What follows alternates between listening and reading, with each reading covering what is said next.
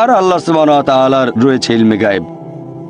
মানুষ জন্মানোর আগেই তিনি জানেন কখন মানুষটা জন্ম নেবে, সে ভালো কাজ করবে নাকি খারাপ কাজ করবে, সে মেনে চলবে আল্লাহ সুবহানাহু ওয়া তাআলার নির্দেশগুলো নাকি অমান্য করবে। আল্লাহ জানেন, তিনি জানেন যে সেই মানুষটা বেহেশতে যাবে নাকি দোজখে যাবে, জান্নাতে না জাহান্নামে যাবে, আল্লাহ জানেন। তবে আল্লাহ যদি এরকম করতেন, যখনই একজন মানুষ জন্মালো অথবা জন্মানোর আগেই তাকে বেহেশতে পাঠিয়ে দিলেন যার বেহেশতে যাওয়া উচিত, আর তাকে দোজখে পাঠালেন যার দোজখে যাওয়া উচিত, যে মানুষগুলো বেহেশতে গেছে তারা হয়তো আপত্তি করবে না, তারা বলবে ভালো, আলহামদুলিল্লাহ, আমাদের আল্লাহ বেহেশতে পাঠিয়েছেন, সমস্যা নেই। তবে যাদেরকে দোজখে পাঠানো হবে তারা অবশ্যই আপত্তি জানাবে যে আপনি তো আমাদের কোনো সুযোগই দেননি, আল্লাহ কোনো পরীক্ষা ছাড়াই আমাদের দোজখে পাঠিয়ে দিলেন।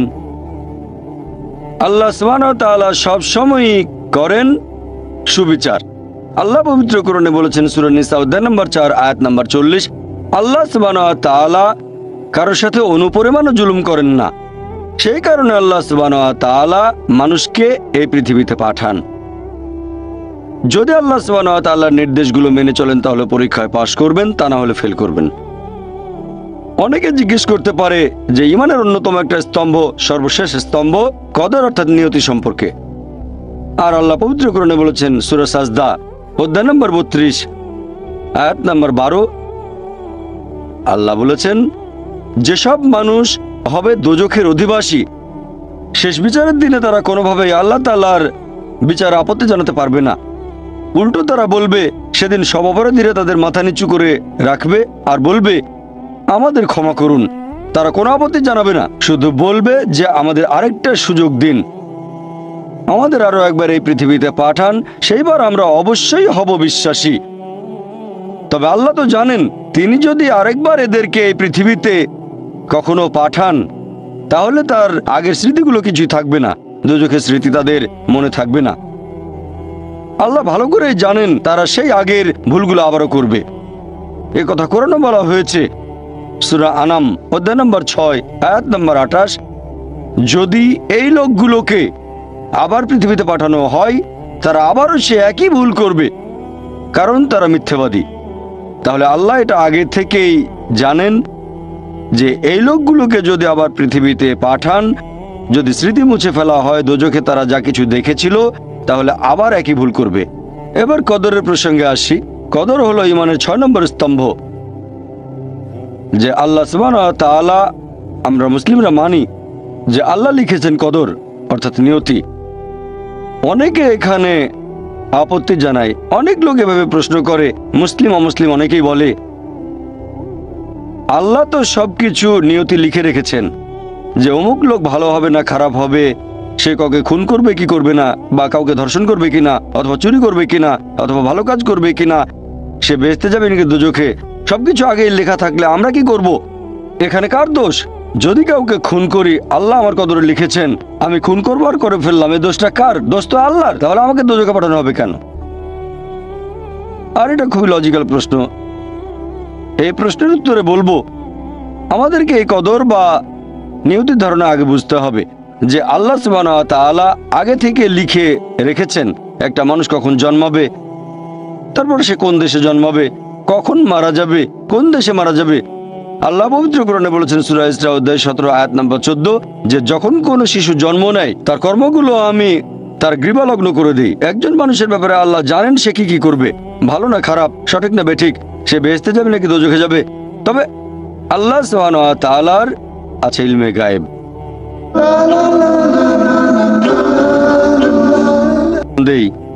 যে ধরেন একটা ক্লাসে একজন টিচার পড়াচ্ছেন 100 জন ছাত্রকে প্রায় 1 বছর ধরে, আর পরীক্ষা শুরুর আগে টিচার অনুমান করলেন যে এই ছাত্রটা এবারের পরীক্ষায় ফার্স্ট হবে, ফার্স্ট ক্লাস ফার্স্ট, এই ছাত্র পাবে সেকেন্ড ক্লাস, এই ছাত্র করবে ফেল। এটা আমি উদাহরণ হিসেবে বলছি। এর কিছুদিন পরে পরীক্ষা হয়ে গেল, প্রথম ছাত্র হলো ফার্স্ট ক্লাস ফার্স্ট, এই ছাত্র সেকেন্ড ক্লাস, আর ওই ছাত্রটা করলো ফেল। এখন আপনাদের প্রশ্ন করি, যে ছাত্র ফেল করেছে সে কি টিচারকে বলবে আপনি বলেছিলেন যে আমি ফেল করব তাই ফেল করেছি? এখানে দোষটা কার? টিচারের নাকি ছাত্রের? কার দোষ? ছাত্রের টিচার অনুমান করেছেন এই ছাত্রটা বাইরে ঘুরে বেড়ায়, ঠিক মতো ক্লাসে আসে না, সিনেমা দেখতে যায়, এজন্য সে ফেল করবে। ওই ছাত্র মোটামুটি মাঝারি, এই ছাত্র খুব মেধাবী, অনেক পরিশ্রম করে, তাই টিচার পরীক্ষা শুরু হওয়ার আগে অনুমান করেছেন এই ছাত্র হবে ফার্স্ট ক্লাস ফার্স্ট, এই ছাত্র সেকেন্ড ক্লাস, ওই ছাত্র ফেল। তারপর আসলে ওই ছেলে ফার্স্ট ক্লাস ফার্স্ট, এই ছেলে সেকেন্ড ক্লাস, আর ওই ছাত্র ফেল। টিচার অনুমান করেছেন, তার মানে এই না যে দোষটা টিচারেরই হবে। টিচার সবাইকে পড়িয়েছেন সঠিকভাবে, সমানভাবে। একইভাবে আল্লাহ সুবহানাহু ওয়া তাআলার আছে ইলমে গায়েব, তিনি ভবিষ্যৎ সম্পর্কে জানেন। কিছু জিনিস ঠিক করা আছে যে এই লোকটা জন্মাবে অমুক দেশে, জন্মাবে অমুক দিনে, আর সে মারা যাবে অমুক দেশে অমুক তারিখে, ইত্যাদি ইত্যাদি। তার পরিবেশ ধনী হবে নাকি গরিব হবে, তবে পছন্দটা এখানে আপনার। যেমন ধরেন 12 স্ট্যান্ডার্ড পাস করার পরে অপশন আপনার হয়তো ইঞ্জিনিয়ার হবেন, অথবা ডাক্তার হবেন, বা একজন আইনজীবী। এখানে পছন্দ আপনার, ঠিক করলেন আপনি হবেন ইঞ্জিনিয়ার। এখন আল্লাহ এটা আগে থেকেই জানেন যে 12 স্ট্যান্ডার্ড পাস করার পরে আপনি ইঞ্জিনিয়ার হওয়ার চেষ্টা করবেন, তাই আল্লাহ আগে লিখে রেখেছেন। ব্যাপারটা এমন না যে আল্লাহ লিখে রেখেছেন বলে আপনি বেছে নিচ্ছেন। যেহেতু আপনি এটাই বেছে নেবেন, তাই আল্লাহ আগে লিখে রেখেছেন। এখানে পছন্দ আপনার, তবে আল্লাহ আপনার পছন্দ জানেন। যেমন ধরেন একটা রাস্তার মোড়ে আসলেন, সামনে 5টা রাস্তা, রোড নাম্বার 1, 2, 3, 4, 5। এখানে পছন্দ আপনার, বেছে নিতে পারেন রোড নাম্বার 1, 2, 3, 4, 5। আপনি গেলেন রোড 2-এ, এটা আগে থেকেই লেখা আছে আপনার নিয়তিতে যে আপনি যাবেন 2 নম্বর রোডে। ব্যাপারটা এমন না যে আল্লাহ লিখেছেন বলে আপনি করছেন। যেহেতু আপনি এটাই বেছে নেবেন, তাই আল্লাহ আগে লিখে রেখেছেন। তাহলে পছন্দ আপনার। আপনি চাইলে টাকা উপার্জন করতে পারেন ভালো কাজের মাধ্যমে, হালাল উপায়ে, অথবা পারেন চুরি করে হারাম উপায়ে। পছন্দ আপনার। ধরেন চুরি করলেন, এটা আপনার সিদ্ধান্ত। তবে আল্লাহ আগে থেকে জানেন যে এই লোকটা সহজে টাকা পেতে চায়, তাই চুরি করবে।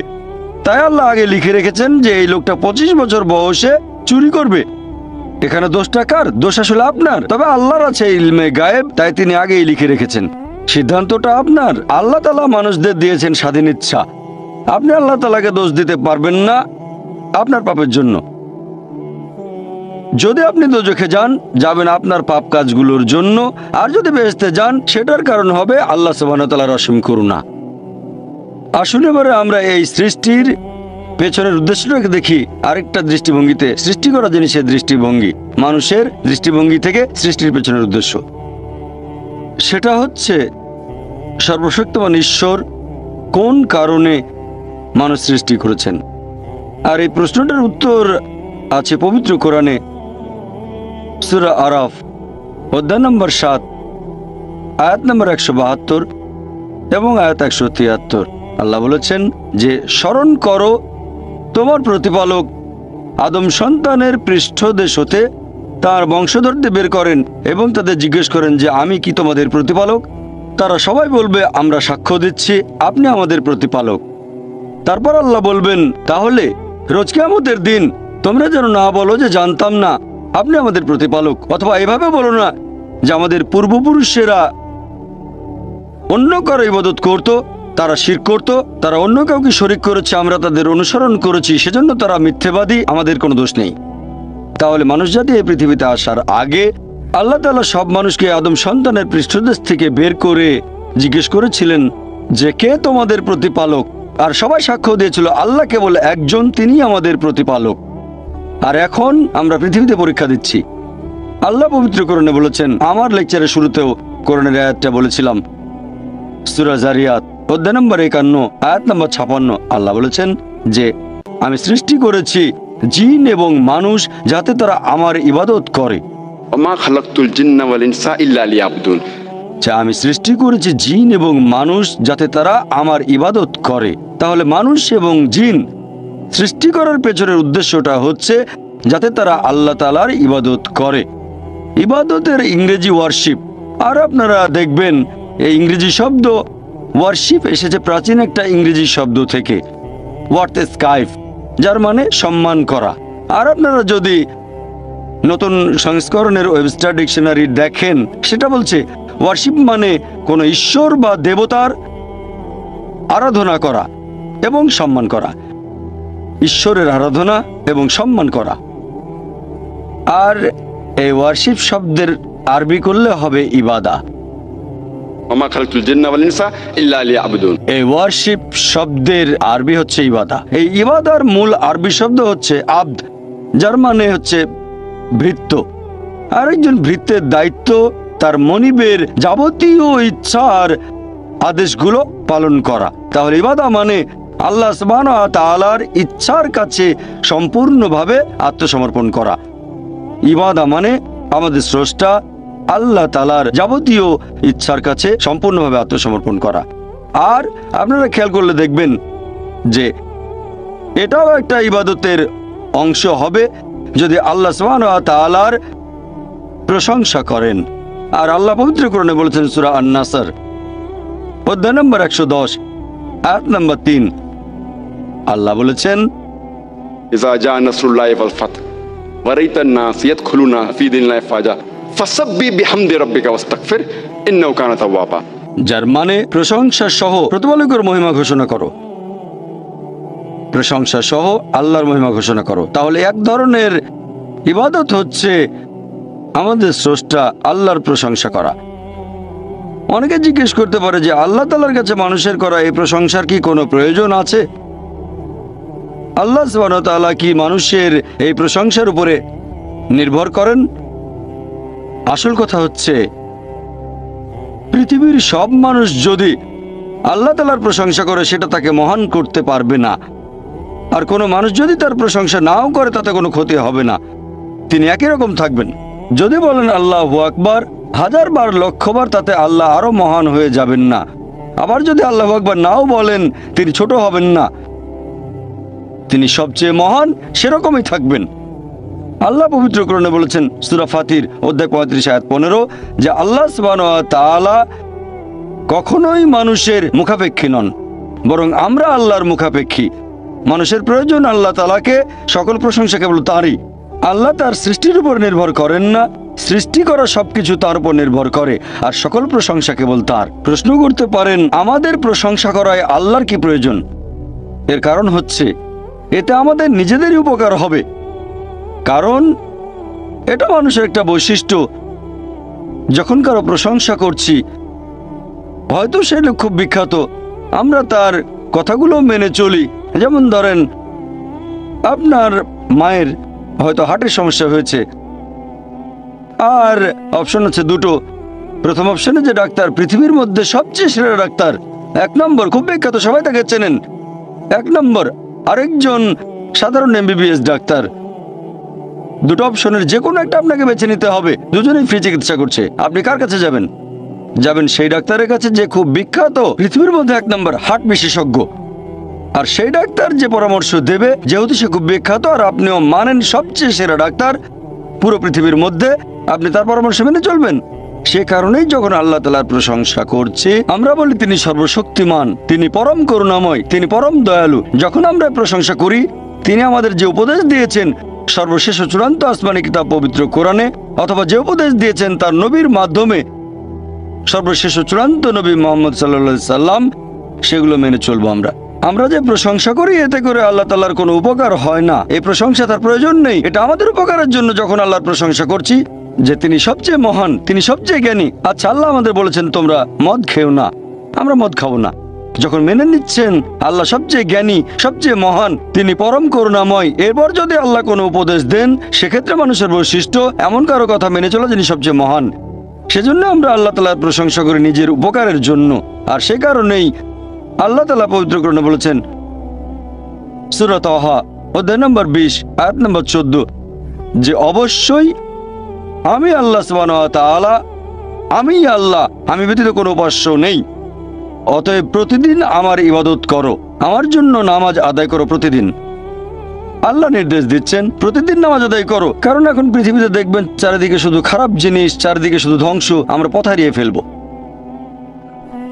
এই নামাজকে বলা যায় ন্যায়নিষ্ঠতার প্রোগ্রামিং। ইবাদতের এই কাজটা ন্যায়নিষ্ঠতার একটা প্রোগ্রামিং। আমরা প্রোগ্রামড হচ্ছি। একজন ডাক্তার বলবে যে ভালো স্বাস্থ্যের জন্য দিনে কমপক্ষে 3 বার খেতে হবে, তাহলে জন্য, স্বাস্থ্যবান আত্মার জন্য প্রত্যেক দিন কমপক্ষে 5 ওয়াক্ত নামাজ পড়তে হবে। তাহলে ইবাদতের সবগুলো কাজেই আমাদের উপকার হবে। আল্লাহ পবিত্র কোরআনে বলেছেন সূরা বাকারা অধ্যায় নম্বর 2 আয়াত 183, তোমাদের জন্য রোজার বিধান দেওয়া হলো যেমন বিধান দেওয়া হয়েছিল তোমাদের পূর্ববর্তীগণকে, যাতে করে তোমরা শিখতে পারো আত্মসংযম। আমরা রোজা রাখি কেন?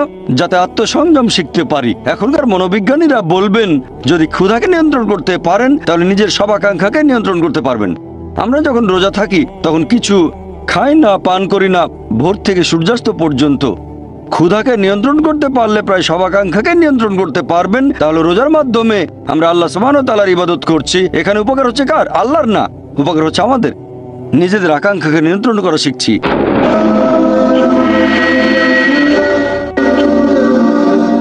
আল্লাহ পবিত্র কোরআনে বলেছেন সূরা মাইদা অধ্যায় নম্বর 5 আয়াত নম্বর 90, या अय्युहल्लज़ीना आमनू হে মুমিনগণ, इन्नमल खम्रु वल मैसुरु নিশ্চয়ই মদ পান এবং জুয়া খেলা, वल अनज़ाबु वल अज़लामु মূর্তি পূজার বেদী এবং ভাগ্য নির্ণায়ক স্বর, रिज्सुम मिन अमलि शैतान এগুলো সব শয়তানের কাজ। फज्तनिबू लअल्लकुम तुफ्लिहून। এগুলো বর্জন করো যাতে সফল কাম হতে পারো। এখানে আল্লাহ সুবহানাহু ওয়া তাআলা আমাদের নির্দেশ দিচ্ছেন যে হে মুমিনগণ, নিশ্চয়ই মদ পান এবং জুয়া খেলা, মূর্তি পূজার বেদী মানে মূর্তি পূজা করা, ভাগ্য নির্ণায়ক স্বর মানে ভাগ্য গণনা, এগুলো শয়তানের কাজ। এগুলো বর্জন করো যাতে সফল কাম হতে পারো। আর আল্লাহ এর পরের আয়াতে বলছেন সূরা মাইদা অধ্যায় নম্বর 5 আয়াত নম্বর 91, যে শয়তান মানুষের মধ্যে শত্রুতা আর বিদ্বেষ সৃষ্টি করতে চায় এই মদ এবং জুয়ার মাধ্যমে। আর এগুলো তোমাদেরকে আল্লাহ সুবহানাহু ওয়া তাআলার স্মরণে বাধা দেবে। আল্লাহ আমাদের পথ দেখাচ্ছেন। যখন আমরা নামাজ পড়ি, পবিত্র কোরআন পড়ি, এটাও এক ধরনের ইবাদত। নামাজ পড়া এক ধরনের ইবাদত। আল্লাহ নির্দেশনা পাচ্ছি যে দূরে থাকবো মদ থেকে, জুয়া খেলা থেকে। শয়তান এই কাজগুলোর মাধ্যমে মানুষের মধ্যে শত্রুতা আর বিদ্বেষ তৈরি করে, আর এগুলো আপনাকে আল্লাহ তাআলার স্মরণে বাধা দেবে। ইবাদতের বিভিন্ন কাজগুলো যেখানে আপনি আল্লাহ তাআলার আদেশ নিষেধগুলো মেনে চলছেন, সেগুলো হচ্ছে ইবাদত। মানুষ যখন আল্লাহ সুবহানাহু ওয়া তাআলার কোনো আদেশ নিষেধ মেনে চলছে তখনই সেটা ইবাদত। তবে আপনাকে সে কাজটা করতে হবে সঠিকভাবে। এখানে আমাদেরকে দুটো শর্ত পূরণ করতে হবে। এক নাম্বার হচ্ছে যে আপনি সেই কাজটা করবেন শুধুমাত্র আল্লাহ সুবহানাহু ওয়া তাআলার সন্তুষ্টি লাভের জন্য। নিজেকে মহান করে দেখবেন না, নিজের প্রশংসা করবেন না। আপনি যে কাজই করেন সেটা করবেন আল্লাহ সুবহানাহু ওয়া তাআলার সন্তুষ্টি লাভের জন্য। আল্লাহ যেগুলো নির্দেশ করেছেন সেগুলো মানেন আল্লাহ সন্তুষ্টি লাভের জন্য। নিজেকে মহান করবেন না, প্রশংসা করবেন না, বিখ্যাত হওয়ার জন্য করবেন না। 2 নম্বর শর্ত যে কাজটা পালন করব যেভাবে আল্লাহ এবং তার রাসূল আমাদের নির্দেশ দিয়েছেন। আল্লাহ যে কাজগুলো করতে বলেছেন সেগুলো করবেন সেভাবে যেভাবে আল্লাহ করতে বলেছেন অথবা আমাদের নবী করতে বলেছেন। যদি কাজটা অন্য উপায়ে করেন সেটাকে ইবাদত বলা হবে না। তাই করবেন আল্লাহর জন্য, তার নির্দেশ মেনে চলবেন আর নবীর নির্দেশ মেনে চলবেন যেভাবে আল্লাহ এবং তার রাসূল করতে বলেছেন। যদি অন্য কোনো উপায়ে করেন তাহলে সেটা সঠিক নয়। আর আমাদের নবী মুহাম্মদ সাল্লাল্লাহু আলাইহি ওয়াসাল্লামের একটা হাদিস আছে সহিহ মুসলিমে, খণ্ড নম্বর 2 হাদিস নম্বর 1885। আমাদের নবী মুহাম্মদ সাল্লাল্লাহু আলাইহি ওয়াসাল্লাম বলেছেন সবচেয়ে খারাপ যে কাজটা সেটা হলো ধর্মে নতুন কিছু সংযোজন, নতুন কিছুর প্রচলন। এটা একটা অভিশাপ। আর ধর্মে নতুন সংযোজন তোমাদের নিয়ে যাবে দোজখে। তার মানে সবচেয়ে খারাপ যে কাজটা সেটা বিদআত। ধর্মে নতুন কিছু সংযোজন এটা একটা অভিশাপ আর আপনাদের নিয়ে যাবে দোজখে। এখন ইবাদত করার ক্ষেত্রে একটা কমন নিয়ম আছে যে সব ধরনের ইবাদতের কাজ নিষিদ্ধ শুধুমাত্র পবিত্র কোরআন এবং হাদিসে যেটা বলা আছে সেই নিয়ম বাদে। যে নিয়মের কথা আমাদের বলেছেন আল্লাহ এবং তার রাসূল, অন্য সব ধরনের ইবাদত হারাম, এগুলো সব নিষিদ্ধ। শুধু সেই নিয়ম বাদে যেটা বলা হয়েছে কোরআনে আর বলা হয়েছে আমাদের নবীর বিভিন্ন হাদিসে। তারপর আপনারা দেখবেন যে পৃথিবীতে মানুষ সৃষ্টি করার পেছনের উদ্দেশ্যটা যাতে আমরা আল্লাহর ইবাদত করি। আল্লাহর ইবাদত করলে আমাদের উপকার হয়, এটা আমাদের সাহায্য করে। অনেকের মধ্যে একটা ভুল ধারণা আছে যে ইসলাম একটা নতুন ধর্ম, যে ধর্ম পৃথিবীতে এসেছে 1400 বছর আগে, আর নবী মুহাম্মদ সাল্লাল্লাহু আলাইহি সাল্লাম হলেন ইসলাম ধর্মের প্রতিষ্ঠাতা। সত্যি বলতে ইসলাম পৃথিবীতে আছে একেবারে আদিকাল থেকে, যখন থেকে মানুষ এই পৃথিবীতে বাস করছে। আর নবী মুহাম্মদ সাল্লাল্লাহু আলাইহি সাল্লাম এই ধর্মের প্রতিষ্ঠাতা নন। তিনি হলেন আল্লাহ সুবহানাহু ওয়া তাআলার সর্বশেষ ও চূড়ান্ত রাসূল। পৃথিবীতে অনেক নবী রাসূল এসেছেন। আল্লাহ পবিত্র কোরআনে বলেছেন সূরা ফাতির অধ্যায় 35 আয়াত নাম্বার 24, وإن من أمة إلا خلا فيها نذير। এমন কোন সম্প্রদায় নেই যাদের কাছে আমি সতর্ককারী প্রেরণ করিনি। পবিত্র কোরআনের সূরা রদ অধ্যায় নম্বর 13 আয়াত নাম্বার 7, ولكل قوم هاد। আমি প্রত্যেক সম্প্রদায়ের জন্য পথনির্দেশক প্রেরণ করেছি। পবিত্র কোরআনে 25 জন নবী রাসূলের নাম উল্লেখ করা হয়েছে। আদম, নূহ, ইব্রাহিম, মুসা, যিশু, মুহাম্মদ, ওনারা সবাই শান্তিতে থাকুন। ওনারা সকলে ছিলেন আল্লাহ সুবহানাহু ওয়া তাআলার প্রেরিত নবী। আর সকল নবী রাসূলই আসলে ছিলেন মুসলিম। মুসলিম হচ্ছে সেই লোক যে আল্লাহর কাছে নিজের ইচ্ছাকে সমর্পণ করে। আর ইসলাম শব্দটার মূল যে আরবি শব্দটা সেটা সালাম, যার মানে শান্তি। আরেকটা মূল শব্দ সালেমা বা সিলম, যার মানে সর্বশক্তিমান ঈশ্বরের কাছে আত্মসমর্পণ করা। তাহলে এক কথা ইসলাম মানে আল্লাহ তাআলার কাছে আত্মসমর্পণ করার মাধ্যমে শান্তি অর্জন করা, সৃষ্টিকর্তার কাছে আত্মসমর্পণ করা। সকল নবী রাসূল একটা বাণী প্রচার করেছেন। আর কেউ যদি নিজের ইচ্ছাকে আল্লাহ তাআলার কাছে সমর্পণ করে তাকে বলা হয় মুসলিম। পবিত্র কোরআনে সূরা আলে ইমরান অধ্যায় নম্বর 3 আয়াত নম্বর 52 যে ঈসা আলাইহিস সালাম অর্থাৎ যীশু খ্রিস্ট ছিলেন মুসলিম। আল্লাহ পবিত্র কোরআনে বলেছেন সূরা আলে ইমরান অধ্যায় নম্বর 3 আয়াত নম্বর 67 যে ইব্রাহিম নবী ইহুদি বা খ্রিস্টান নন, তিনি ছিলেন মুসলিম। আর যেহেতু আমাদের সৃষ্টিকর্তা একজন, মানুষজাতি একটা, তাই ধর্মও হওয়া উচিত একটা। সেজন্য আল্লাহ পবিত্র কোরআনে বলেছেন সূরা আলে ইমরান অধ্যায় নম্বর 3 আয়াত নম্বর 19 إن الدين عند الله الإسلام। আল্লাহ সুবহানাহু ওয়া তাআলার কাছে একমাত্র গ্রহণযোগ্য দিন হচ্ছে ইসলাম। তার মানে আল্লাহ তাআলার কাছে আত্মসমর্পণ করার মাধ্যমে শান্তি অর্জন করা। আল্লাহ এই কথা আবার বলেছেন সূরা আলে ইমরান অধ্যায় নম্বর 3 আয়াত নম্বর 85 যদি কেউ ইসলাম ব্যতীত অন্য কোনো ধর্ম গ্রহণ করে সেটা আল্লাহ তাআলা কবুল করবেন না এবং আখিরাতে সে হবে ক্ষতিগ্রস্তদের অন্তর্ভুক্ত। যেহেতু আমাদের স্রষ্টা একজন, মানুষ জাতীয় একটা, সেজন্য ধর্মও থাকবে একটা। আর সব নবী রাসূল একটা ধর্মই প্রচার করেছেন, স্রষ্টার কাছে নিজের ইচ্ছাকে সমর্পণ করা। শুধু আল্লাহর ইবাদত করব, অন্য কারো নয়। আর আল্লাহ পবিত্র কোরআনে বলেছেন সূরা বাইনা অধ্যায় নম্বর 98 আয়াত নম্বর 7 যে যারা ঈমান আনে এবং সৎ কাজ করে তারাই সৃষ্টির মধ্যে শ্রেষ্ঠ।